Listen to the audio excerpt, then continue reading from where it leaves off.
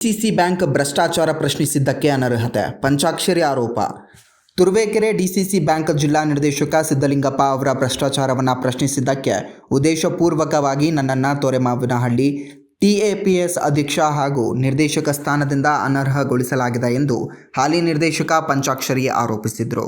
ಪತ್ರಿಕಾಗೋಷ್ಠಿಯಲ್ಲಿ ಮಾತನಾಡಿದ ಅವರು, KCC ಸಾಲ ರಿನಿವಲ್ ಹೆಸರಲ್ಲಿ ರೈತರಿಂದ ಅಕ್ರಮ ಹಣ ವಸೂಲಿ ನಡೆಯುತ್ತಿದ್ದು, ಸತ್ತವರ ಹೆಸರಲ್ಲೂ ಸಹ ಸಾಲ ಮಂಜೂರು ಮಾಡುತ್ತಿರುವ ಗಂಭೀರ ಅಕ್ರಮಗಳಿವೆ ಎಂದು ದೂರಿದರು.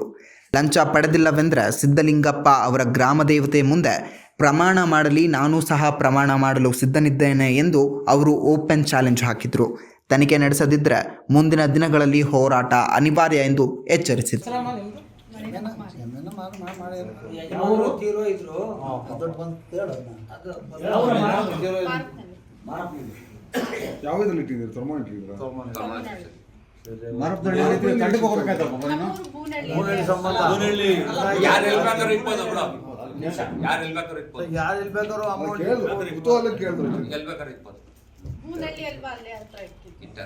ನಿನ್ನಂತರ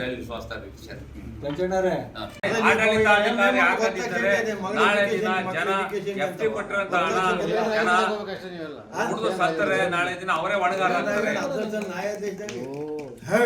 ಸೂಕ್ತವಾದ ಕ್ರಮ ಕೈಗೊಳ್ಳಬೇಕು. ಇದ್ರ ಬಗ್ಗೆ ಪ್ರತಿಕ್ರಿಯೆ ನೀಡಬೇಕು. ಇಂಥ ಭ್ರಷ್ಟ ಡೈರೆಕ್ಟರ್ DCC ಬ್ಯಾಂಕ್ 2 ಕೋಟಿ 80 ಲಕ್ಷ ಇದೆ. ನಾನು ಅಧ್ಯಕ್ಷ ಆದಾಗ ಒಂದು 25 ಲಕ್ಷ ರಿಕವರಿ ಮಾಡ್ಕೊಟ್ಟಿದ್ದೀನಿ. ಇನ್ನೂ ಒಂದು 2.5 ಕೋಟಿ ದುಡ್ಡು ಕೊಡಬೇಕು. ಇಲ್ಲ ಕಮ್ಮಿ 2.5 ಕೋಟಿ ಇದೆ. 2.5 ಕೋಟಿ ಕೊಟ್ಟು ನಮ್ಮ CEO ಕೆಲಸ ಮಾಡ್ತಾ ಇಲ್ಲ. ಜನರ ಮೇಲೆ ಐತೆ. ಬಾಡಿ ಸರಿ ಇಲ್ಲ, ವಸೂಲಿ ಮಾಡ್ತಾ ಇಲ್ಲ.